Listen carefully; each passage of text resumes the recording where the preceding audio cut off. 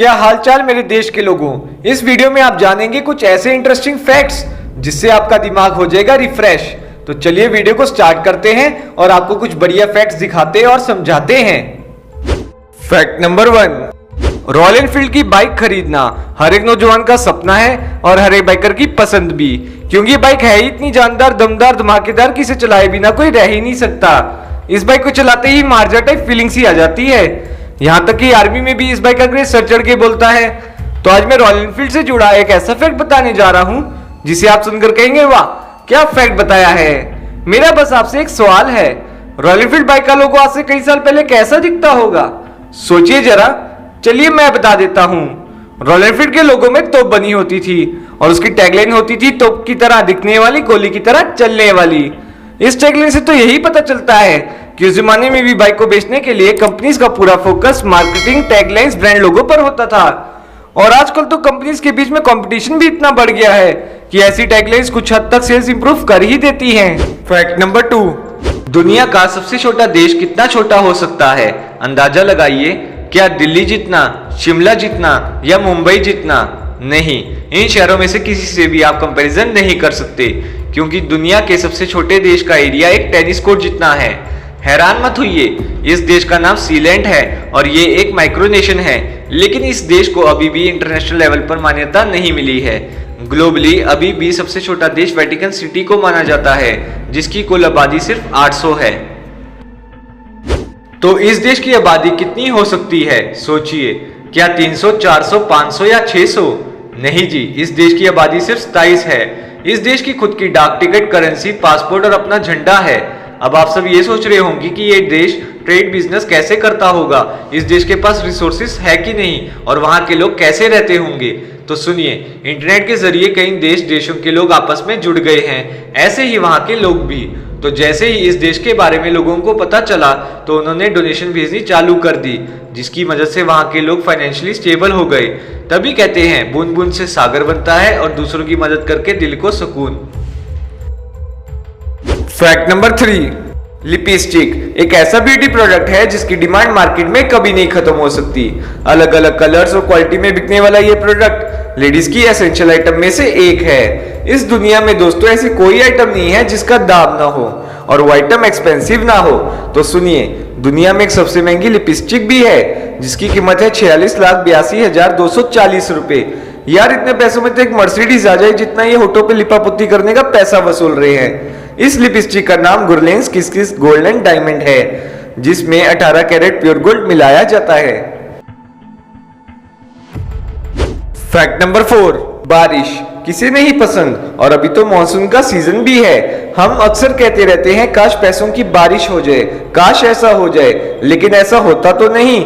लेकिन हमारे इतने बड़े यूनिवर्स में कुछ चीजें पॉसिबल हो सकती हैं। अगर मैं आपको कहूं पैसों की बारिश नहीं लेकिन हीरो की बारिश हो सकती है तो आप मुझे पागल समझोगे। ऐसा तो हो ही नहीं सकता। लेकिन सैटर्न और जुपिटर दो ऐसे प्लेनेट हैं जहां होती है डायमंड की बारिश। इसे सुनकर आपका भी अब मन कर रहा होगा सैटर्न और जुपिटर जाने को, क्योंकि हीरा किसे नहीं पसंद, चाहे ये कितनी भी एक्सपेंसिव आइटम हो। लेकिन इस लग्जरी आइटम को खरीदना हर एक का सपना होता है और इसे खरीदने के बाद मिलती है टोटल सेटिस्फैक्शन। फैक्ट नंबर 5, चाय शाम की drink before dinner, after lunch. कभी कभी मैं सोचता हूं कि अगर हमारे देश में चाय ना होती तो अपना क्या होता। आज देश में चाइनीज आइटम बॉयकॉट करने के नारे खूब जोर से लगाए जा रहे हैं, लेकिन क्या आप लोगों को पता है कि चाय चाइनीज भाषा का ही शब्द है? चौंगे ना? अब तो बस योगी आदित्यनाथ जी से अपील करनी पड़ेगी कि इसका भी नाम बदल के कुछ और रख दे। और अगर आप ये भी नहीं जानते तो मैं आपको बता दूं, चाय की खोज चीन में ही हुई थी। आज से करीब 5000 साल पहले एक सम्राट हुआ करता था शेननोंग नाम से। उसे गर्म पानी पीना बहुत पसंद था और उसकी आदत थी। जब वो एक दिन गार्डन में बैठा पानी पी रहा था तब कुछ पेड़ की पत्तियां उसके गर्म पानी में गिर गई और पानी का रंग बदल गया। उसकी खुशबू उसे बहुत पसंद आई और वो उसे चखे बिना नहीं रह पाया। उस दिन उस सम्राट ने इसे चाय नाम दे दिया। 1610 में डच बिजनेसमैन चाय यूरोप लेके आए और देखते देखते चाय पूरी दुनिया में मशहूर हो गई।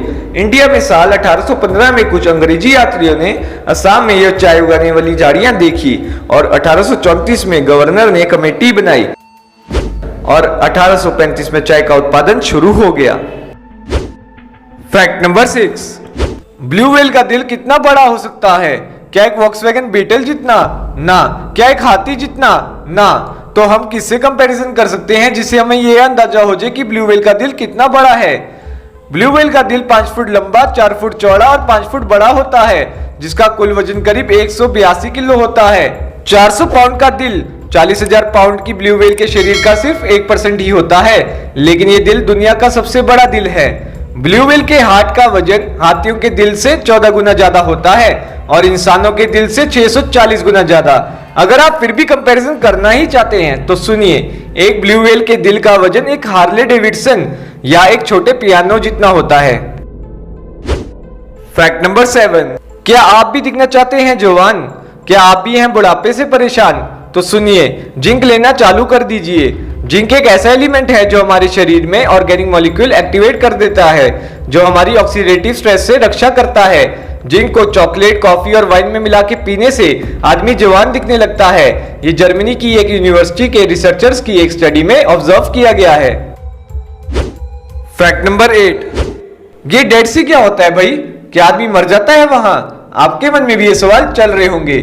चलिए आज इस सवाल को भी आपके दिमाग से हमेशा के लिए खत्म कर देते हैं।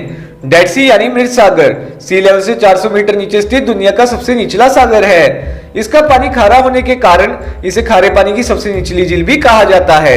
ये सी 65 किलोमीटर लंबी और 18 किलोमीटर चौड़ी है। इस सागर का पानी सामान्य समुद्री पानी के कंपैरिजन में 6 से 7 गुना ज्यादा खारा है। नमक की मात्रा ज्यादा होने के कारण ही इस मृत सागर में मछली और दूसरे समुद्री जीव जीवित नहीं रह पाते। इतना ही नहीं, इस डेड सी की डेंसिटी इतनी ज्यादा है कि अगर कोई आदमी इस डेड सी में सीधा भी लेट जाए तब भी वो डूबेगा नहीं।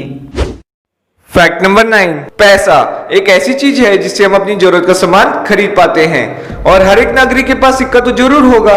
कुछ लोग तो कॉइन कलेक्शन भी करते हैं एज अ हॉबी।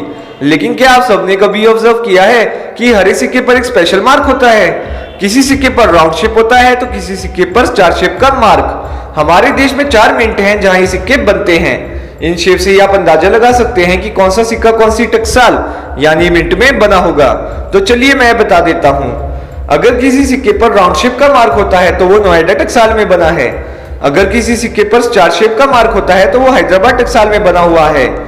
अगर किसी सिक्के पर कोई भी मार्क नहीं होता है तो इसका मतलब वो कोलकाता मिंट में बना है।